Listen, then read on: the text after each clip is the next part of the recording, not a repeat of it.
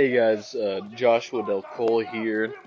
No, you don't usually hear my commentary with my real voice, but here I am. I'd like to start off by saying Tarkov Arena is fucking awful, dude. Just don't play it, you're not missing out on much. You 90% of EOD players had the game, 6 years supported it. You're really not missing out on much unless you want content for your YouTube, Twitch. I gotta start off. It's bad anyway. There's less cheaters, it feels like, than normal Tarkov. I could be wrong. A lot of cheaters hide their aim, soft aim or blame it on desync.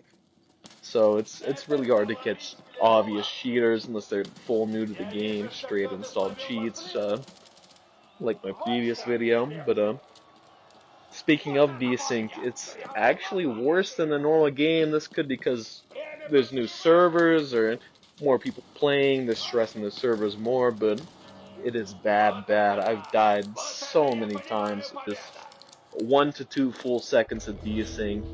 There's really not much you can do about it other than abuse desync yourself. Maybe you hear somebody running, so you peek them, you have like a full 1 to 2 seconds spraying down. But also, if your opponent plays more than you, anybody on the other team, let's say you have a 9 to 5, you shower, maybe you have a girlfriend, you get bitches, you will not be able to keep up with any of the no-lifers. I say no-lifers, it could be guys that stream full-time, or maybe they're unemployed, maybe they're on PTO, but the way the progression system works, it's based a lot less on your actual skill, how many kills you get per game. It's more based on how long you play. Basically, let's say you frag out, you win 5 games, 2v2s, 3v3s, you'll get maybe 40k XP. Alright, somebody that's playing double your time that loses every game is gonna get, I don't know, maybe 100k XP. They're gonna have access to better gear, better armor, better ammo, which is really the important part. And, the next day you hop on, they're gonna wipe the fucking floor with you, like, what? Your fucking Kiver, your Colpack dude.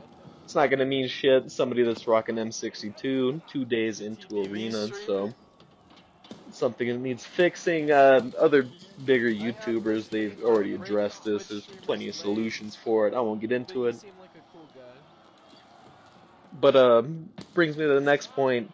You cannot leg meta somebody. So for all of you saying, oh, well, you're faster, dude, maybe you can hear better, just flank around, leg meta them.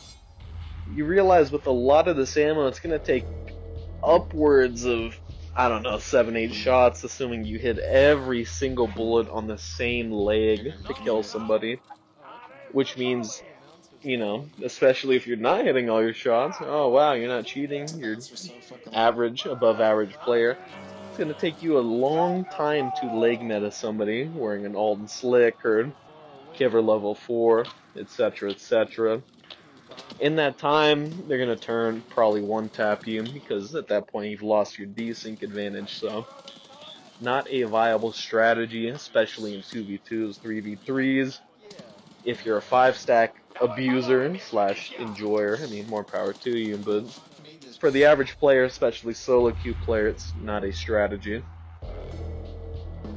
Speaking of, if you are a solo player, you're going to suffer from really shitty teammates that either just hopped into Tarkov, maybe they never actually played the main game, maybe they just got it, or they haven't played in a couple of years. I mean, that's kind of where I'm coming from. I retained some of my skill, but even then, nowhere near my peak.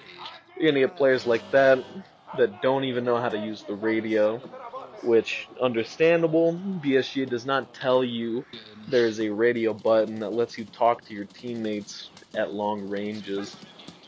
Default key is J, just in case you're an arena player that doesn't know this, but yeah, there's gonna be basically no communication. Even if they know how, maybe they're in a Discord, maybe they're listening to music, at a severe disadvantage. Queue times, also something I want to get into.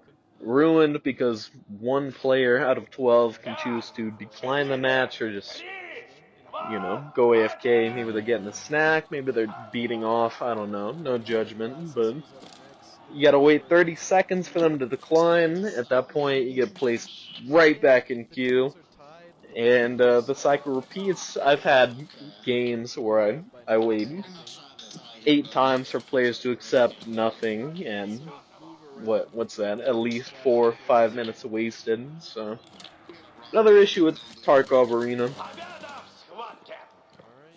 Another thing I want to talk about, is PvE. Apparently there's going to be wave-based survival. You queue up with some other players. You fight the Tarkov AI, Scav AI, maybe raiders, maybe bosses. It sounds really fun on paper, and it should be pretty easy to code. You just nav mesh the AI in the new maps. You drop in whoever you want, maybe Gluharn guards, maybe Killa, a squad of scavs. But as we all know, Nikita does not pay his devs a livable wage. He hires them off the street or straight out of college, so he can pocket more money. So that's probably not coming anytime soon, despite the ease of which it is able to be implemented. I mean, it's basically fucking offline mode, but with other players. But I won't get into it. I'm not a coder. I don't know. Take it with a grain of salt.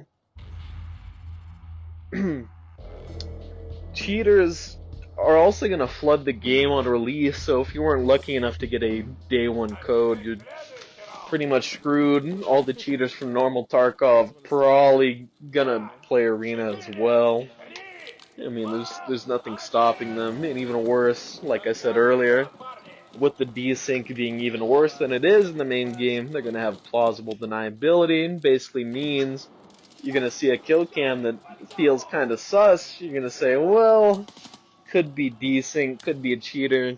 You're still not gonna know, despite the kill cam system. I just want to reiterate, this doesn't apply to 90-95% of players, especially EOD players. I've had players in my Discord that, they've had EOD since 2017, near alpha, 2018, 2019, and they still have not received an email. It's going on about a week since Arena release, so don't bank on that anytime soon. I've also heard reports that scalpers bought the I guess just standard arena account. It was about a 50-50 shot of getting straight access to the game.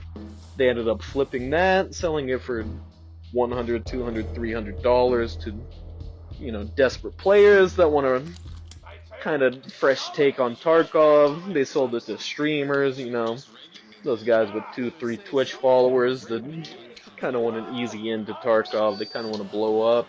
Sold it to YouTubers, all that jazz, so gotta wonder if Nikita was in on it. Call me a conspiracy theorist, but doubt any of this was by mistake. It's kind of impossible to release a game this bad, like it has been released. So feel free to mull that over and think about it. But yeah, I think that about covers why Tarkov Arena is bad. For some backstory on me, I've been playing this game since 2017, late 2017. I'm not an alpha player, but had my fair share of Tarkov experience. Pretty decent at the game. I mean, not much else to say. In Arena, I think I'm 1800 something ARP and just under mercenary, so I'm not cracked at the game. Like I said, I shower, I touch grass, I have a job. All there is to say. I can't afford to play 16 hours a day like certain players. So, yeah, if you have any questions, anything I missed, feel free to comment it in the comment section, reach out to me, and I will respond. Thank you, and good luck next wipe in normal Tarkov, because you shouldn't play Arena. Thanks.